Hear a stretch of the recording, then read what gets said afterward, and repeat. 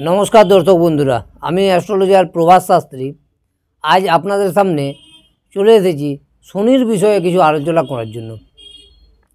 এই শনি গ্রহকে নিয়ে সকলের মনেই একটা ভয় বা ভীতি কাজ করে। এই শনি বুঝি মানুষের ক্ষতি করে দেবে, এই শনি বুঝি মানুষের সমস্ত রকম আশাকে নিরাশায় পরিণত করবে, এই শনি বুঝি আমাদের সমস্ত কিছু কেড়ে নেবে। কিন্তু এটা প্রকৃত জ্যোতিষশাস্ত্রের ব্যাখ্যা নয়। শনি কিন্তু অনেক ক্ষেত্রেই শুভফল প্রদায়ী হয়ে থাকে এবং কিছু কিছু প্লেসমেন্ট অনুযায়ী এই শনিই কিন্তু আপনাদেরকে প্রচুর অর্থের মালিক করাতে পারে, কেরিয়ার ওরিয়েন্টেড অত্যন্ত ভালো জায়গায় নিয়ে যেতে পারে এবং আপনাদেরকে বৈভব এবং অর্থ লাভ অত্যন্ত প্রচুর মাত্রায় করাতে পারে, যা আপনাদের ধারণার বাইরে।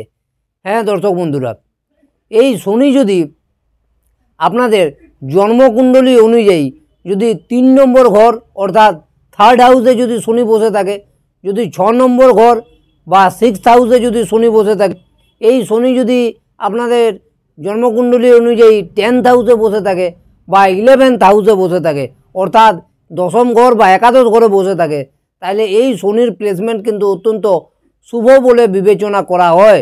এবং কিছু কিছু ক্ষেত্রে 7ম স্থানে শনিও অত্যন্ত শুভফল প্রদায়ী হয়। তবে বিবাহের জায়গাটা একটু প্রবলেমেটিক হলেও অর্থের জায়গার জন্য 7মস্ত শনি অত্যন্ত ভালো। এই শনি যদি আরও আপনাদের ধরে রাখুন, যদি আপনাদের বৃষ লগ্ন হয় বা মিথুন লগ্ন হয় বা কন্যা লগ্ন হয় বা মকর লগ্ন হয় বা কুম্ভ লগ্ন হয় বা তুলা লগ্ন হয়, আর শনি যদি লগ্ন সাপেক্ষে আপনাদের 3 নম্বর ঘর, 6 নম্বর ঘর, 7 নম্বর ঘর বা 10 নম্বর ঘর বা 11 নম্বর ঘরে যদি বসে থাকে, তাহলে এই শনি আপনাদেরকে অত্যন্ত বেশি অর্থপ্রদায়ী বলে বিবেচিত হতে পারে এবং এই শনি আপনাদেরকে জীবনে উন্নতির চরম শিখরে নিয়ে যেতে পারে। তবে শর্ত একটাই, যে এই শনি যেন কোনোভাবেই পাপপীড়িত না হয় এবং এই শনি কোনোভাবেই যাতে ডেবিলেটেড না হয় অর্থাৎ নিচস্থ না হয়।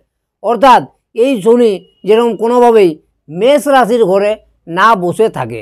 এই শনি যদি 3 নম্বর, 6 নম্বর, 7 নম্বর, 10 নম্বর এবং 11 নম্বর ঘরের লগ্ন সাপেক্ষে যে কোনো একটি স্থানে যদি বসে থাকে এবং সেই ঘরটি যদি বৃষ রাশি বা মিথুন রাশি বা কন্যা রাশি বা তুলা রাশি বা মকর রাশি বা কুম্ভ রাশি হয়ে থাকে, তাহলে এই শনি কিন্তু আরও বেশি বেনিফিট আপনাদেরকে দিতে পারে। এবং এই শনির সাথে যদি কোনোভাবে শুক্র একসাথে বসে থাকে, তাহলে এটি একটা মহা রাজযোগের সৃষ্টি করে। এবং তাছাড়াও এই শনির অপোজিটে অর্থাৎ সমসপ্তমে যদি বৃহস্পতি বসে থাকে, অর্থাৎ বৃহস্পতি শনির যদি দৃষ্টি প্রদান করে বা কোনোভাবে যদি বৃহস্পতির 5ম দৃষ্টি, 7ম দৃষ্টি বা 9ম দৃষ্টি যদি এই শনির উপরে পড়ে, তাহলে এই শনি কিন্তু আপনাদের জন্য রাজ্যকারী গ্রহ বলে বিবেচিত হয়ে আপনাদেরকে প্রচুর পরিমাণে অর্থ, বৈভব এবং সম্পত্তি দিতে পারে। এবং এই রকম যদি প্লেসমেন্ট শনির হয়ে থাকে এবং যে যে লগ্নগুলি আমি বললাম সেই লগ্ন অনুযায়ী যদি হয়ে থাকে, তাহলে সেক্ষেত্রে আপনাদের কোনো ভয় নেই, আপনার নির্দ্বিধায় সেক্ষেত্রে শনির রত্ন নীলাও ধারণ করতে পারেন। যদিও আপনাদের পুরো কুণ্ডলী অ্যানালাইসিস এক্ষেত্রে একান্ত বিচার্য বিষয়, কিন্তু কোনো অসুবিধার খুব একটা ব্যাপার নেই। এক্ষেত্রে শনি কিন্তু অত্যন্ত ভালো বেনিফিট দেয়, এটা সত্যি।